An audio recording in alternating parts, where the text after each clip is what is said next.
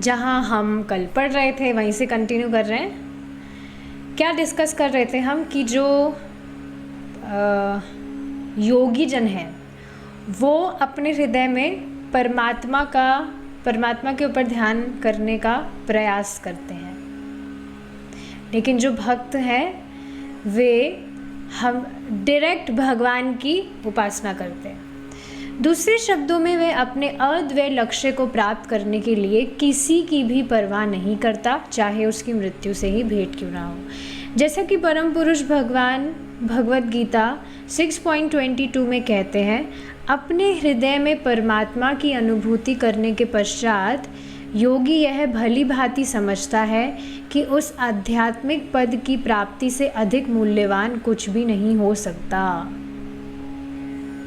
ये चीज़ आप देखेंगे जैसे जैसे आप भक्ति करके अपने भक्ति जीवन में प्रोग्रेस कर रहे हैं, आपको दिखने लगेगा कि भक्ति के अतिरिक्त जो भी अन्य भौतिकतावादी प्रयास है, it is completely waste of time.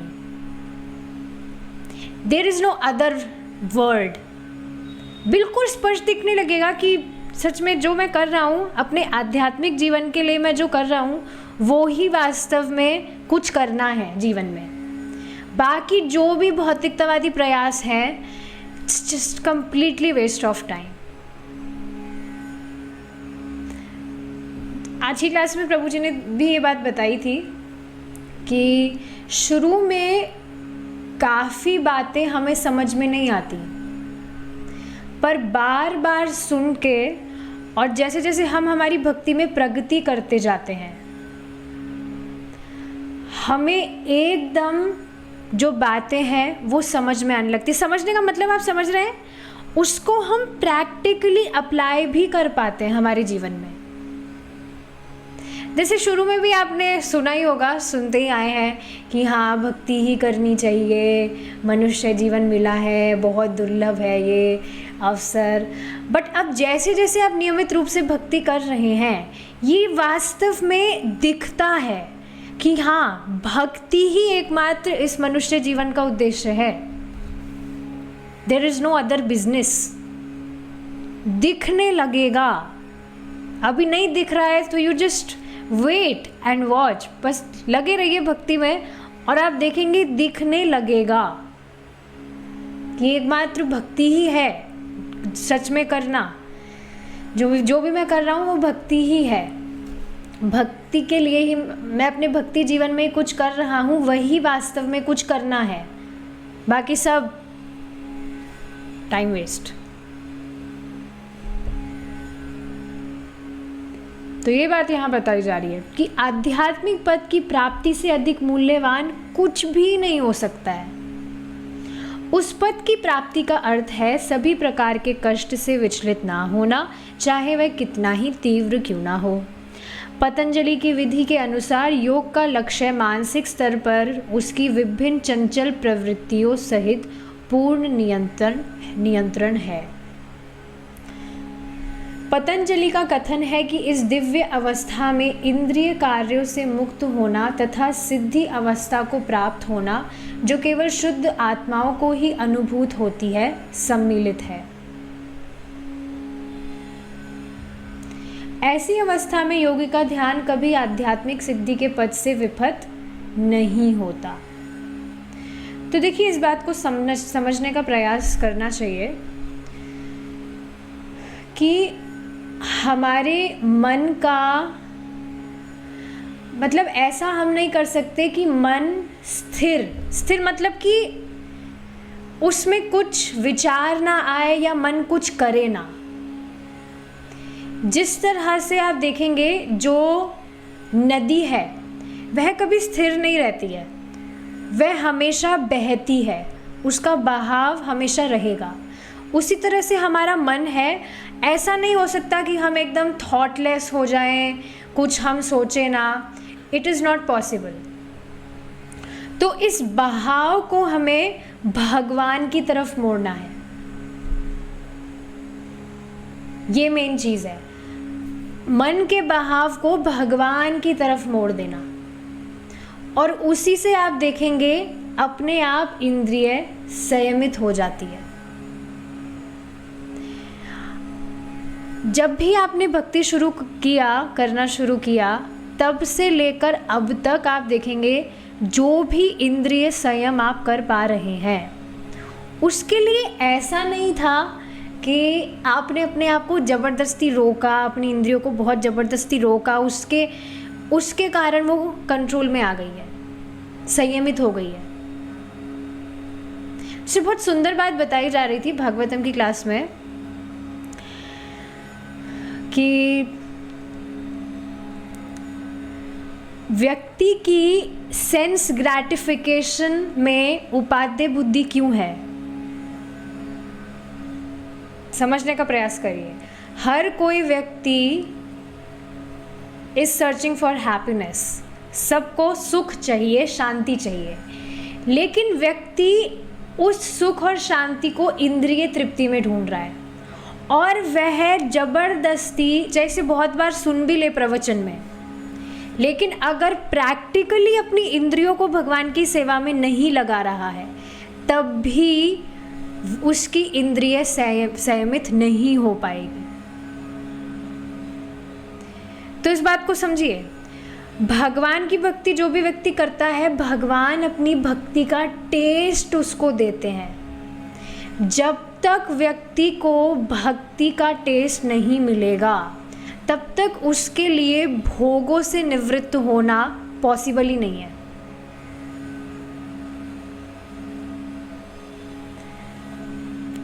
जैसे एक एग्जाम्पल आप सभी जानते ही हैं कि जब भी कोई व्यक्ति कुछ भी टेस्ट वो ले रहा है, पर उसको हायर टेस्ट प्राप्त हो जाता है। जैसे कोई व्यक्ति मीठा दूध पी रहा था काफ़ी टाइम से, लेकिन अब उसको रसगुल्ले मिल गए मीठे। उसने रसगुल्ले टेस्ट किए, वाह रसगुल्ले का टेस्ट तो बहुत अच्छा है, तो क्या अब उसकी मीठे दूध की तरफ मती जाएगी? इसको इस तरह से मत देखिए कि no I am health conscious, मुझे ये नहीं करना है, आई एम वीगन, नहीं, ये सारी बातें नहीं कही जा रही है। इसको इस दृष्टि से देखिए कि आपका जो देह है वो कुछ समय के लिए ट्रांसेंडेंटल हो गया, उसको कोई रोग नहीं लगता है। आप कुछ भी बढ़िया मीठा भी खा रहे हैं, कुछ बैड बैक्टीरिया नहीं आएंगे आपके शरीर में। तो सोचिए, मीठे रसगुल्ले अगर मिल रहे हैं तो मीठा दूध कौन पिएगा? जाएगी ही नहीं उसकी नज़र। तो देखिए, अगर उसको शुरू में बोल दिया जाता कि तुम मीठा दूध मत पियो भाई, अच्छा नहीं है तुम्हारे लिए, या तुम छोड़ दो मत पियो, तो वो नहीं छोड़ता। पर अब अपने आप उसको हायर टेस्ट मिला, मीठे रसगुल्ले, तो अपने आप ही छूट गया वो मीठा दूध, उसका मीठे रसगुल्ले मिल रहे। तो ये बात है, जब तक व्यक्ति भक्ति करके भक्ति का सुख अनुभव नहीं करेगा, तब तक उसकी सेंस ग्रेटिफिकेशन में से मति नहीं जा सकती। और ये चीज़ आप देखेंगे भक्ति करने से, जो मतलब उसको बिल्कुल एक्सप्लेन किया ही नहीं जा सकता है, जबकि बहुत सिंपल सी हम चीज़ें करते हैं भगवान के लिए। हर दिन when I offer flowers to Krishna, offer दिया टू कृष्णा, तो हर दिन बस महसूस होता है कि we are doing just little, बिल्कुल छोटी सी हम कुछ सेवा कर रहे हैं भगवान के संबंध में। छोटी बिल्कुल नहीं है पर वो, लेकिन फिर भी आप देखेंगे एक अलग ही सुकून उसमें है, क्योंकि वह भगवान को प्रसन्न करने वाला है। You are gratifying his senses. तो आप अपने आप सुख शांति का अनुभव करते हैं। तो ये व्यक्ति के लिए ज़रूरी है कि वह प्रामाणिक भक्तों के संग में श्रवण करे, भक्ति करे, तब जाकर उस अपने आप ही ये जो बोरिंग सेंस ग्रेटिफिकेशन है वहाँ से उसकी मति हटने लगेगी। पर उसको भक्ति का टेस्ट मिलना ज़रूरी है।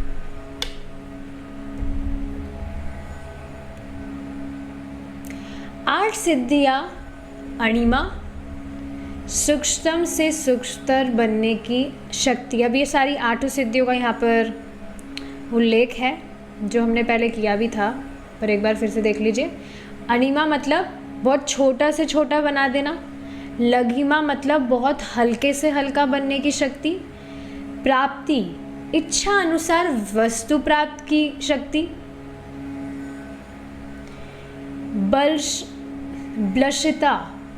बलशता, ग्रहों के निर्माण की क्षमता, वशित किसी भी व्यक्ति को वश में करने की शक्ति, प्रकाम्य आश्चर्यजनक प्राकृतिक पराक्रम करने की शक्ति, मतलब बहुत बलवान इत्यादि योग की सर्वोच्च अवस्था प्राप्त करने के गौण फल है। उपर्युक्त में से एक या दो सिद्धियां प्राप्त करने के बाद योगी पुनः मानसिक चंचलता के जाल में फंस जाता है। देखिए, इस बात को समझना चाहिए, ये जो माया का जाल है इससे पार पाना बहुत आसान चीज़ नहीं है। जैसे काफ़ी सारी ऐसी हो सकती है, बहुत सारी ऐसी चीज़ें हों जो आपको कभी याद, बिल्कुल आप भूल गए हो, पर अचानक से वो कैसे सामने आ जाती है। काफ़ी बार जैसे दिमाग में बहुत सारे पहले के कुछ थॉट्स आ जाते हैं जो पहले कभी नहीं आए थे, तो तुरंत फिर दिमाग में आता है कि वो पहले जो संस्कार, मतलब पहले जो भी वो किया था, वो संस्कार उपजा, तब ही वो सारी बातें याद आ रही है।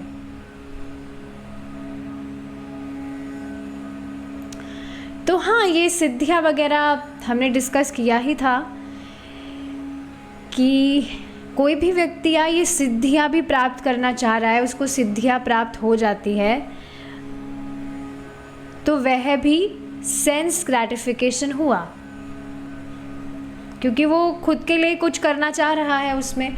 और इसके अलावा आप देखेंगे, जैसे भक्तों की भी अगर बात की जाए तो कुछ ऐसी चीज़ें हैं जो भक्तों को भी यदि प्राप्त हो जाती है तो पॉसिबिलिटी होती है कि वे डिस्ट्रैक्ट हो जाते हैं। इस वजह से देखिए, इस बात को समझना चाहिए that Krishna is very selective at this. वो भक्तों की वही इच्छा को पूरी करते हैं जो उनकी भक्ति जीवन में सहायक हो। अब हाँ, वो भक्त अगर मान ही नहीं रहा है, वो बहुत ही ज़्यादा परेशान हो रहा है, बिल्कुल तिल मिला रहा है, मुझे ये चाहिए ही चाहिए ही चाहिए, तो भगवान दे देते हैं, वो अलग बात है। लेकिन इस बात को प्लीज़ समझिए आप, अगर आपकी कोई इच्छा है और भगवान उसको अभी तक पूरा नहीं कर रहे हैं, so Krishna has some different plans for you.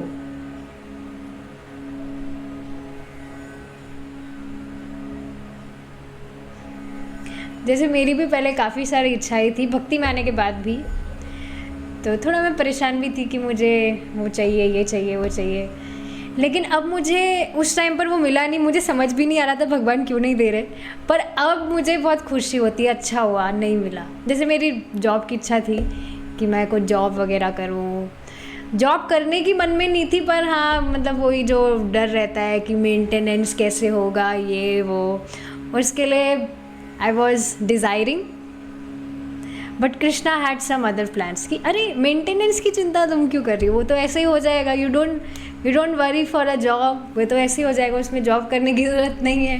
मतलब मैं इस तरह से देख पाती हूँ अब। सो यस, ये तो एक एग्जाम्पल है। इसके अलावा कुछ भी आप इच्छा कर रहे हैं और भगवान उसको पूरा नहीं कर रहे, so Krishna had some other plans for you.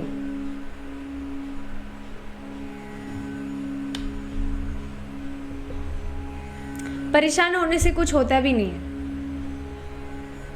देखिए, इस बात को जो भी भक्त याद रखेगा वो परेशान होएगा ही नहीं कि भाई मैं भगवान की भक्ति कर रहा हूँ और मुझे मालूम चला है शास्त्रों से कि भक्तों का जीवन बिल्कुल भगवान के प्लान के हिसाब से चलता है। और क्या भगवान की प्लानिंग कभी गलत हो सकती है?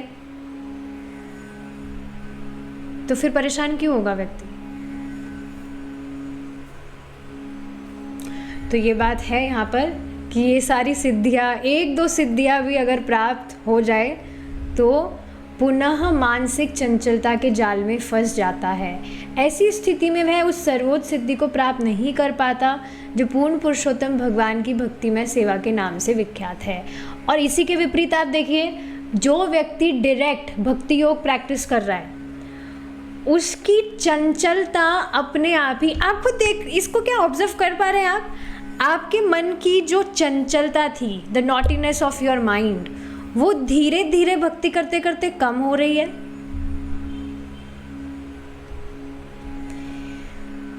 मन की चंचलता है क्या? अनावश्यक इच्छाएं, स्पेशली भगवान से इतर इच्छाएं।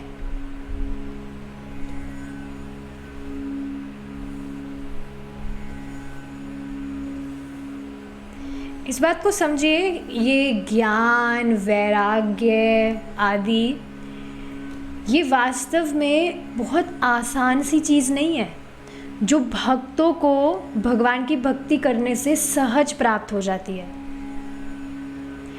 आप भक्त, जो भी आपकी इच्छाएं हैं, you have started living simple life, आप अपनी लाइफ को ज़्यादा से ज़्यादा मिनिमल और सिंपल करने का ट्राई करते हैं। This is not very small thing. अगर आप अपने आसपास लोगों को देखेंगे, आसपास छोड़ के अगर घर में भी आप देखेंगे, अगर घर में भक्त नहीं है तो आप देखिए उनका हृदय कैसे जलता रहता है, क्योंकि उनकी इच्छाएं बहुत सारी है, ये चाहिए वो चाहिए। तो ये जो डिटैचमेंट है, this is not very small thing. जो भक्ति करके बहुत आसानी से भगवान अपने भक्तों को देते हैं। डिटैचमेंट मतलब भौतिकतावादी चीज़ों से डिटैचमेंट। अटैचमेंट हमारा भगवान से तो बढ़ता ही है, क्योंकि देखिए हम आसक्त हुए बिना नहीं रह सकते हैं, पर भौतिकतावादी विषयों, वस्तुओं या लोगों की जगह भगवान और भगवान के भक्तों में हमारी आसक्ति बढ़े, ये चीज़ है और ये इम्पॉर्टेंट भी है। डिटैचमेंट का मतलब ये नहीं है कि हाँ भौतिकतावाद भी कुछ नहीं चाहिए और भगवान या भगवान के भक्तों से भी मतलब नहीं है, ये चीज़ नहीं। भगवान और भगवान के भक्तों में तो बहुत ज़्यादा आसक्ति होनी चाहिए, because this can only save us, specially attachment in devotees. Attachment in devotees means attachment to Krishna. किंतु भक्त को इस तरह के पतन का कोई भय नहीं रहता, क्योंकि उसका ध्यान पहले से ही भगवान की दिव्य सेवा में स्थिर रहता है। इस चीज़ को समझने का प्रयास करिए। जो भी योगी जन है वो सब कुछ त्याग देते हैं। त्याग मतलब समझ रहे ना, सब कुछ छोड़ छाड़ के and they are living alone और ध्यान कर रहे हैं इस तरह से। लेकिन भक्तों के जीवन में क्या है, श्रील भक्तिवेदांत सरस्वती ठाकुर जी स्वयं इस बात को कहते हैं that a devotee can live a luxurious life but that should be in connection to Krishna. पर हाँ, लग्जरियस लाइफ जीनी नहीं चाहिए, मतलब लग्जरियस आप समझ रहे हैं ना, भक्ति करने के लिए luxurious life is not important. और भक्त खुद ही भक्ति करते करते सिंपल लाइफ जीना चाहता है। पर इस बात को समझिए कि भक्त युक्त वैराग्य फॉलो करते हैं। जो भी वस्तुएं भगवान की सेवा में उपयोग ली जा सकती हैं, डिवोटीज एक्सेप्ट इट। अब सोचिए अगर मैं कोई योगी हो जाती तो योगी का मतलब क्या है? I can't use any social media, ना मैं लैपटॉप ना फ़ोन, कुछ भी मैं यूज़ नहीं कर सकती, सब कुछ त्याग कर। तो फिर प्रीचिंग, फिर हो गया प्रीचिंग? कैसे फिर प्रीचिंग होता? सो डिवोटीज फॉलो युक्त वैराग्य। जो भक्ति में आवश्यक है उसको एक्सेप्ट करते हैं, और जो पता है ये तो भक्ति में काम में नहीं ले सकते हैं, भगवान की सेवा में तो ये काम में नहीं आएगा, सो डिवोटीज जस्ट रिजेक्ट इट। तो इस तरह से आप देख रहे हैं, सामने कोई नॉन डिवोटी है वो भी देख सकता है कि देखो ये भी मतलब हमारी तरह ही है, इनके घर में भी लैपटॉप है, ये भी फ्रिज यूज़ में लेते हैं, और क्या जो भी मतलब वॉटेवर जो भी चीज़ें होती हैं, they are also doing all those things. But नहीं, बहुत बड़ा डिफरेंस यहाँ क्या आ जाता है, ध्यान पहले से ही भगवान की दिव्य सेवा में स्थिर है। Even devotees are using fridge, refrigerator, तो इसमें जो भी आप अपनी फ्रूट्स, वेजिटेबल्स या कुछ बना रहे हैं आप, आइसक्रीम, स्मूदीज़ वगैरह, You are making it for Krishna. You are storing flowers in your refrigerator for Krishna. कितना बड़ा भेद है। तो अपने आप ही भगवान की दिव्य सेवा में मन स्थिर है कि नहीं, और ये सामान्य व्यक्ति नहीं समझ सकता है। जैसे मोस्ट ऑफ द टाइम मेरा यहाँ पर रूम में लैपटॉप पर ही टाइम निकलता है, प्रभु जी की classes, then we discuss classes, editing वगैरह, और आगे का जो भी दूसरी क्लासेस है उसके लिए कुछ प्रिपरेशन। तो सामने हमारे घर है यहाँ पर, तो वहाँ छत पर कुछ लोग आते रहते हैं, तो वो देखते रहते होंगे, मतलब आई एम अज्यूमिंग कि ये हमेशा ही लैपटॉप में पता नहीं क्या करते हैं क्या नहीं। तो सामने वाला व्यक्ति नहीं समझ सकता कि लैपटॉप से भी यहाँ पर जो मन है वो भगवान में लगा है। सामने वाले को क्या पता, वो सोच रहे हैं अपना वर्क फ्रॉम होम कुछ ऑनलाइन वर्क कर रहे हैं या समथिंग लाइक दैट। तो यहाँ बहुत बड़ा डिफरेंस आ जाता है।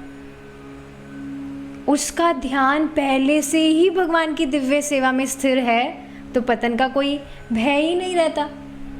इसलिए उसे पृथक रूप से समाधि में प्रवेश करने की आवश्यकता नहीं पड़ती। भक्त के लिए योग सिद्धियों का मूल्य नग्न होता है, क्योंकि उसके ध्यान के लक्ष्य पूर्ण पुरुषोत्तम भगवान हैं, जिनकी नवीनता की नित्य वृद्धि होती रहती है। एक संसारी व्यक्ति निश्चित रूप से यह अनुभव नहीं कर पाता कि भगवत सेवा में इतना अधिक दिव्य सुख कैसे हो सकता है, और ये तब तक वो समझ भी नहीं सकता जब तक वह खुद इसको अनुभव ना करे। आपके दिमाग में कभी आता ही होगा, आप जैसे किसी को प्रीचिंग करने का ट्राई करें और वो माना नहीं, या कुछ दिन माना फिर छोड़ के चला गया, तो दिमाग में आता ही होगा कि ये बेचारा क्यों नहीं समझ पा रहा कि ये भौतिकतावादी प्रयासों में कुछ नहीं मिलने वाला है, जो सुख भगवान की भक्ति में है, जो सुख भगवान को प्रसन्न करने में है। People cannot understand this.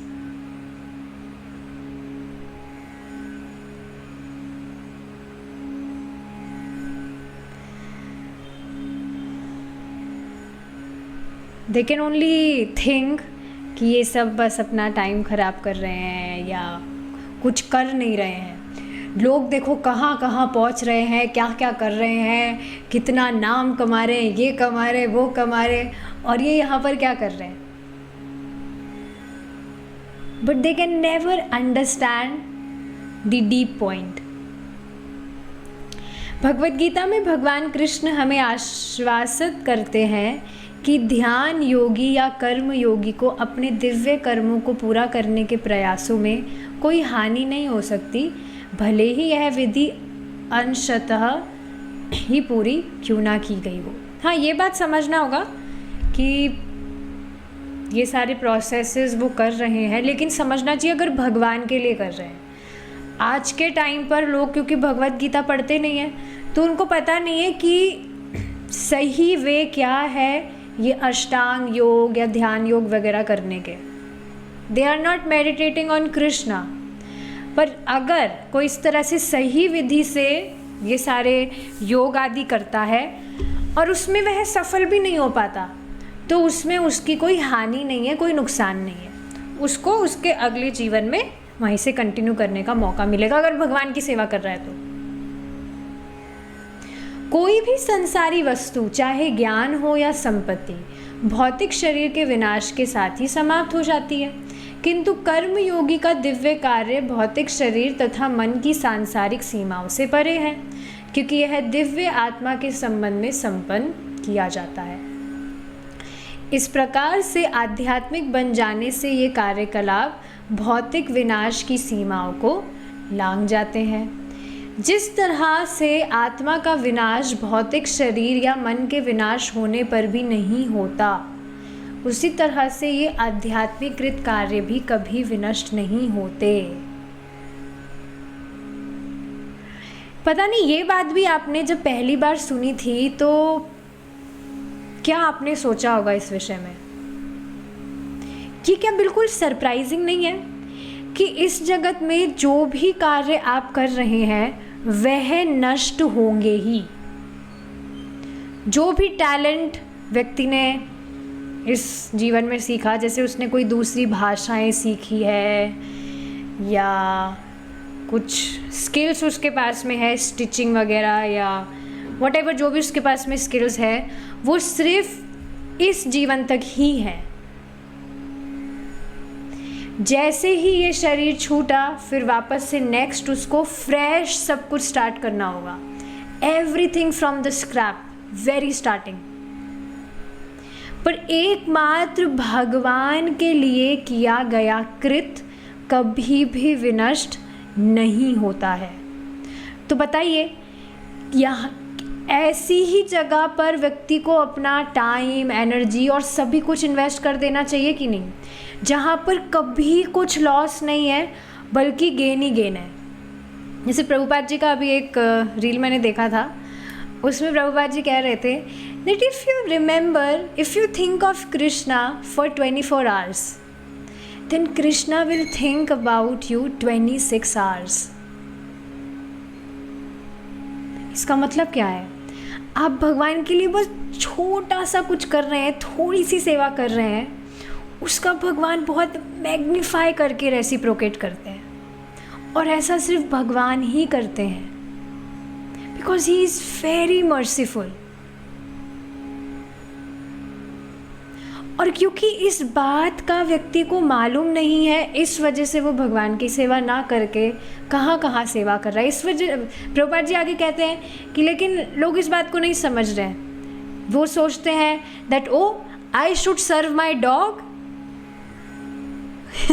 Sir देखो, मेरा जो कुत्ता है कितना वफादार है, वो मुझे इसकी सेवा करनी चाहिए।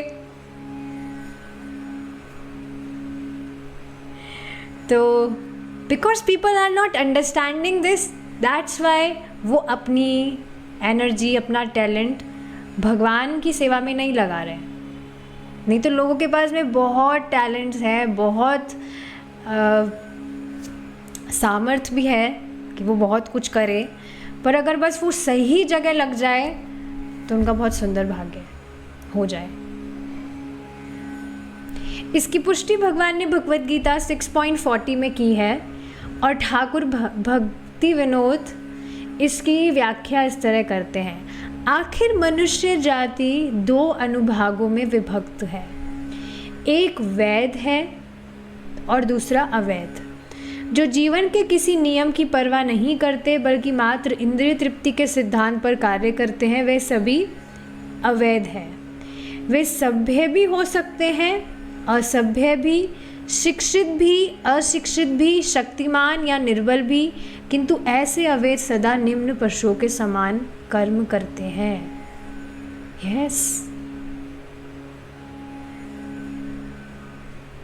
जैसे एक व्यक्ति, मैं तो थोड़ा कुछ इंग्लिश में लेक्चर सुन रही थी, तो एक व्यक्ति कह रहे थे कि मतलब आप समझ ही रहे क्या बोल रहे थे, कि ये क्या तुम अंग्रेज़ों को सुनते हो, ये वो। तो तुरंत मुझे गीता महात्म्य का श्लोक याद आ गया। तो मैंने कहा कि देखो भाई, ये अंग्रेज होकर भी गीता के श्लोक कितने अच्छे से बोल पा रहे हैं, और आप भारतीय होकर भी गीता का एक श्लोक देखकर भी नहीं बोल सकते। मतलब उसमें गीता महात्म्य में इस तरह से बताया जाता है कि कोई भी व्यक्ति बहुत उच्च श्रेष्ठ ब्राह्मण कुल में पैदा हुआ हो और बहुत सुंदर पैदा हुआ हो, या जो भी उसके पास में सब कुछ है, ऑपुलेंसेस, लेकिन फिर भी गीता नहीं पढ़ा, तो उसके धर्म, उसकी प्रतिष्ठा, उसके सौंदर्य सब पर धिक्कार है। तो मतलब मैं उनको इस तरह से मजाक में कह रही थी कि बताइए, आप भारतीय होकर, मतलब वो इस तरह से भारतीय हम कुछ भी नहीं है, we are just servant of Krishna, but मैं इस तरह से उनके ही वे में उनको समझाने का ट्राई कर रही थी कि और आप भारतीय होकर देखकर भी गीता का एक श्लोक भी नहीं बोल सकते, फिर आपके भारतीय होने का मतलब क्या हुआ? धिक्कार है। मतलब वो भी इस तरह से प्रभु जी के जो लेक्चर्स हैं उन्होंने सुनना शुरू किया है, तो वो भी उनको भी याद आया कि हाँ ये श्लोक है। तो इस बात को आप समझ रहे हैं जो स्वयं श्रीला भक्तिविनोद ठाकुर जी यहाँ पर बता रहे हैं कि कोई भी व्यक्ति दिखने में दिख सकता है कि वो अपनी पढ़ाई में बहुत अच्छा है, he might be very intelligent, he might be very nice in English, बहुत एकदम फ्लुएंटली इंग्लिश बोलता है या बहुत स्किल्स है, पर अगर वह अवैध कार्य कर रहा है, अवैध मतलब बस खुद की इंद्रिय तृप्ति में लिप्त है, नो मैटर क्या ऑप्युलेंसेस उसके पास में है, बहुत पैसे वाला हो सकता है वो और सब कुछ उसके पास हो सकता है, किंतु ऐसे अवैध सदा निम्न पशुओं के समान कर्म करते हैं। He is equivalent to an animal. और कौन सा एनिमल? निम्न पशु। निम्न पशु आप समझ ही रहे हैं, hogs and dogs. So yes, क्योंकि भाई मनुष्य जीवन मिला ही सिर्फ एकमात्र उद्देश्य के लिए है और तुम वही नहीं कर रहे हो। देखिए इस बात को समझिए, मनुष्य जीवन सिर्फ और सिर्फ भगवान की भक्ति करके अपने संबंध को स्थापित करने के लिए मिला है, बस। इसके अतिरिक्त जो भी व्यक्ति कर रहा है वह निम्न पशुओं के समान ही कर्म करना है।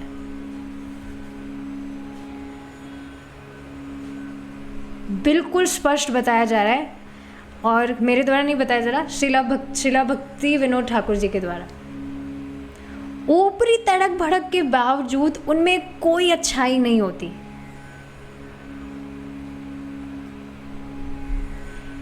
और चाहे से वो व्यक्ति सभ्य भी हो सकते हैं, ही इज़ वेरी जेंटलमैन, बहुत सॉफ्टली बोलना आ रहा है, बहुत मैनर्स से बोलते हैं, but if he is not serving Krishna तो बस धिक्कार है। देखिए इस बात को समझिए, कोई भी व्यक्ति अगर वास्तव में सदाचारी होगा तो उसको भगवत गीता की बात को एक्सेप्ट करने में कोई प्रॉब्लम नहीं होगी। प्रॉब्लम आ रही है मतलब उसका बहुत भारी कर्म अवरोध बन रहा है, बुरा कर्म उसने जो किया उसके पहले जीवन में।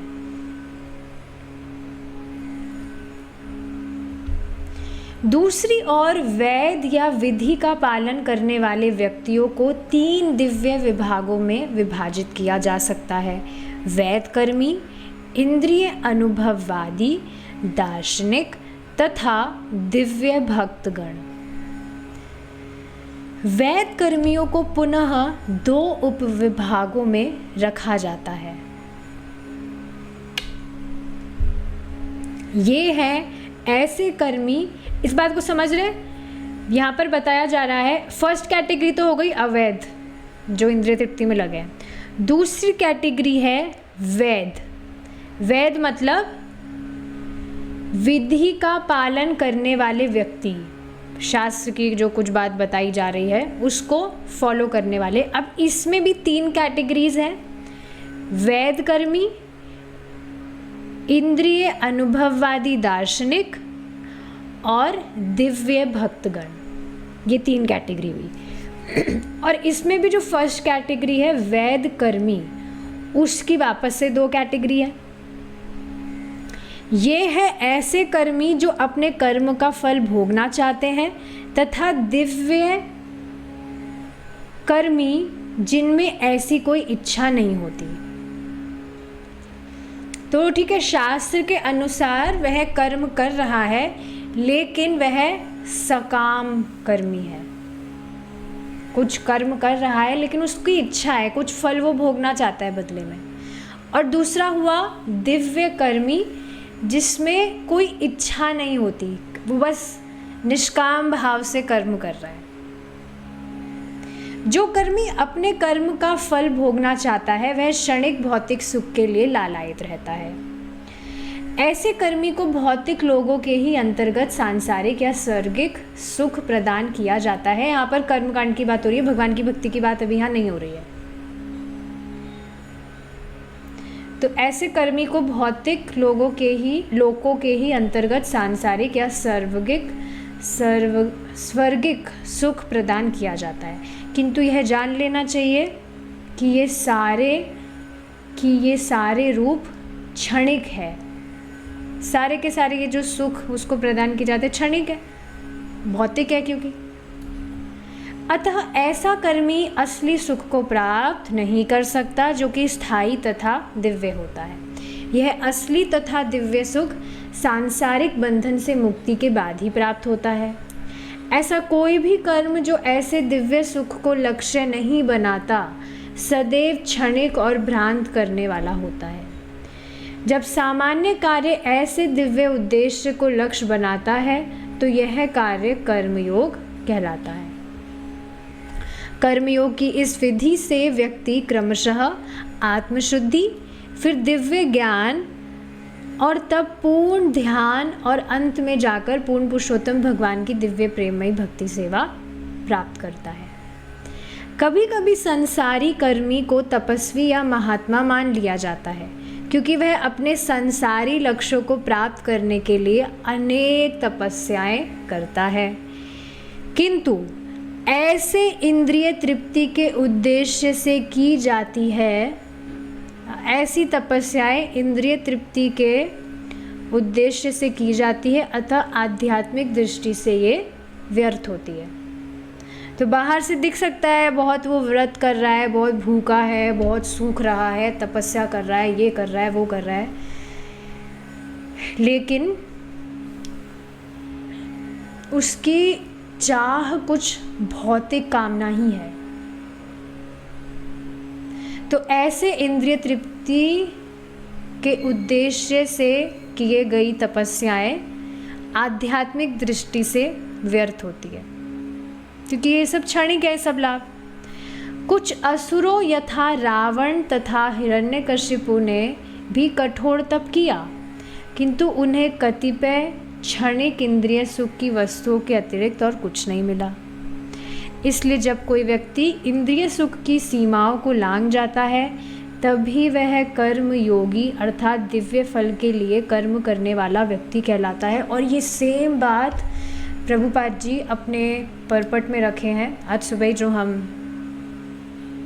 प्रभु जी से सुन रहे थे, जब तक व्यक्ति भौतिक भोगों से उब नहीं जाता तब तक वह दिव्य फल मुक्ति का प्रयास नहीं करेगा।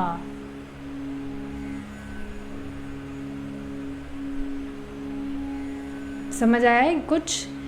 भाई कोई व्यक्ति किसी ऐसी जगह पड़ा है जहाँ पर वो अपने आप को एकदम कंफर्टेबल महसूस कर रहा है, नो कोई दिक्कत नहीं है भाई, हम यहाँ पर है, हमें कोई दिक्कत नहीं है।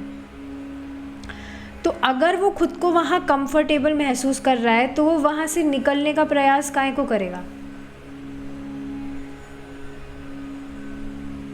तो जब तक व्यक्ति ये भौतिक भोगों से उब नहीं जाता है, नो फेड अप, तब तक वह मुक्ति के लिए प्रयास नहीं करेगा, भगवान की प्रेम की प्राप्ति का प्रयास वह नहीं करेगा। बेसिकली इस भौतिक जगत से मुक्त होना है हमें, इसके लिए प्रयास वो नहीं करेगा।